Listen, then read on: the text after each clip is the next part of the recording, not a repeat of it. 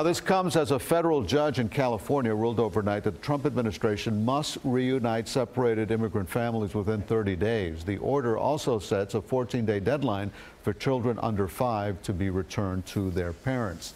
And the U.S. Department of Health and Human Services says more than 2,000 children are still separated from their families. CBS News correspondent David Begnaud is at the border in Mission, Texas, with the latest for us. It's a preliminary injunction issued in the Southern District of California by U.S. District Judge Dana Sabraw, which says the government is blocked from carrying out any future family separations.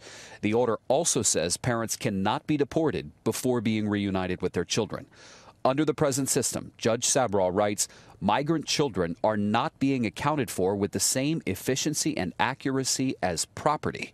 Certainly, that cannot satisfy the requirements of due process. We do not want any children separated from their parents any longer than absolutely necessary under the law. Hours before the judge's order, President Trump's Secretary of Health and Human Services, Alex Azar, told Congress that the government would not return children to parents who are being held in custody. If the parent remains in detention, unfortunately, under rules that are set by Congress and the courts, they can't be reunified. Azar is referring to the Flores Agreement. That says that immigrant children cannot be held in detention for more than 20 days. Now, HHS says there are currently 2,047 children still separated from their parents.